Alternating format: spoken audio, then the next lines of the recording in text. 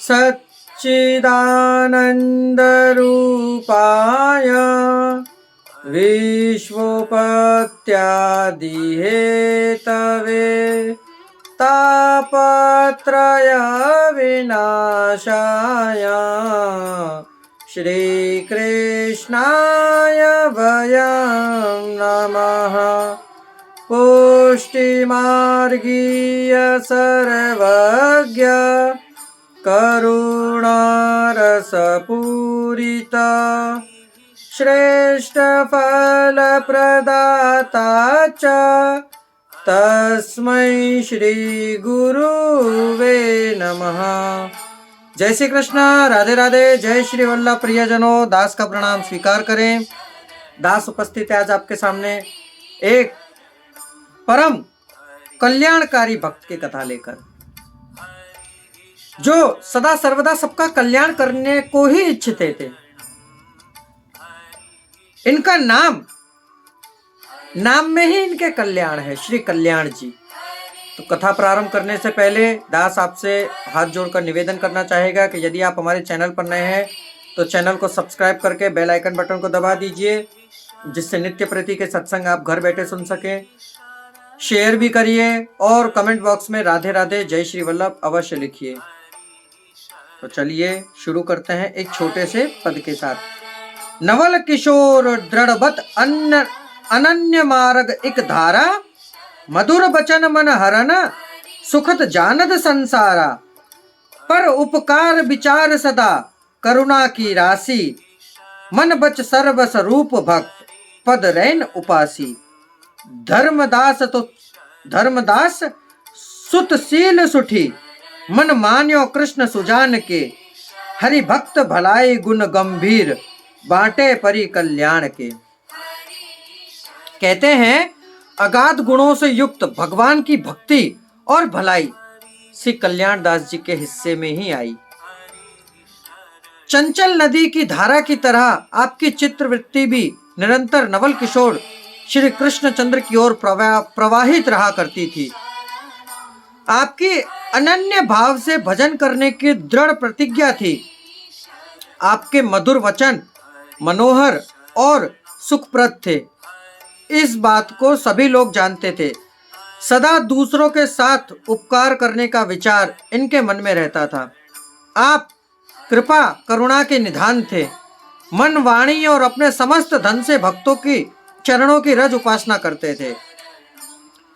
सुंदर शीलवान श्री कृष्णदास जी श्री धर्मदास जी के पुत्र थे और भक्तों के मन की बातों को जानने वाले श्री कृष्णचंद्र को परम प्रिय थे।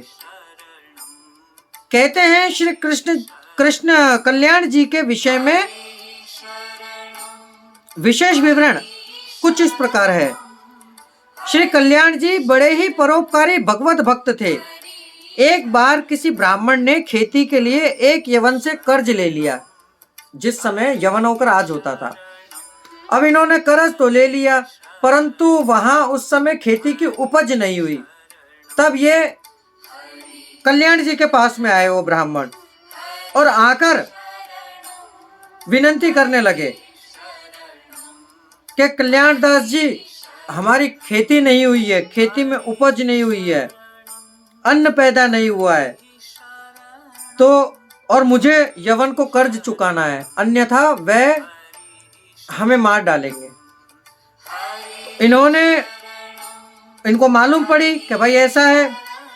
इन्होंने उस ब्राह्मण का ऋण चुका दिया और ब्राह्मण को संकट से छुड़ाया। एक और बात है इनकी कि एक बार इनके पास में एक व्यक्ति आया जिसके पुत्र का विवाह था। उसने कही कि हे कल्याण जी, मेरे पुत्र के विवाह करना है, परंतु आप मुझे 200 रुपए उधार दीजिए, जो मैं आपको चुका दूंगा। यदि ना चुका सकूं तो मेरे पुत्र और पुत्र वधू आपके यहाँ आपके ठाकुर जी की सेवा करेंगे। अब जो भगवत भक्त होते हैं उनके हृदय में भाव बिल्कुल निराकार होता है, हर किसी के लिए जितना हो वो ले जाओ। इन्होंने उसको 200 रुपए दे दिए।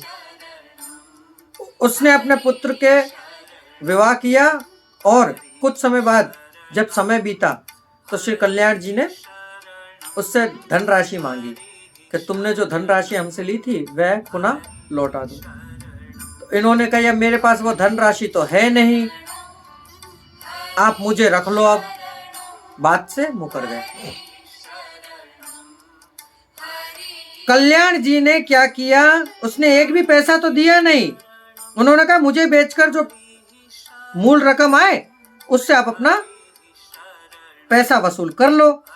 तो इन्होंने उनके ऊपर वह पैसे न्योछावर करे, गोल गोल गोल गोल घुमाए और इनकी परिक्रमा करी और प्रणाम करके कहा बहुत अच्छा प्रभु, वह रुपए आपके ऊपर ही न्योछावर है।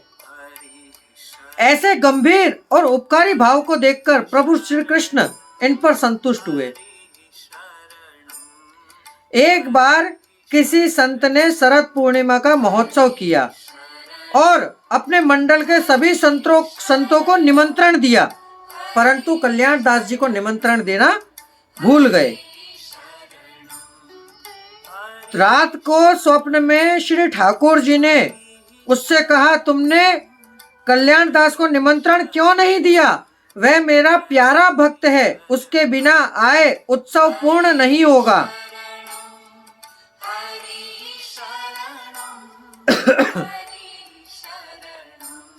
स्वप्न में आदेश पाकर उसने बड़े आदर से इन्हें निमंत्रण दिया और विशेष सत्कार किया।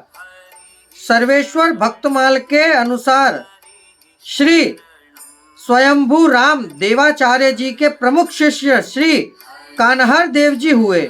उनके शिष्यों में श्री धर्मदास जी प्रसिद्ध संत हुए और इन्हीं की कृपा श्री कल्याण दास जी की हुई। ये ऐसे कृपा पात्र शिष्य थे। तो प्रियजनों, यदि आपके अंदर भी ऐसा भाव जागृत हो तब समझिएगा प्रभु की प्राप्ति अब आपको होने वाली है। तो ये थी श्री कल्याण जी की कथा। यदि इस कथा से आपको आनंद की अनुभूति हुई हो तो कमेंट बॉक्स में राधे राधे अवश्य लिखिएगा। अब इस दास को आज्ञा दीजिए, कल फिर मुलाकात होगी नई कथा नए प्रसंग के साथ। जय श्री कृष्णा, राधे राधे, जय श्री वल्लभ।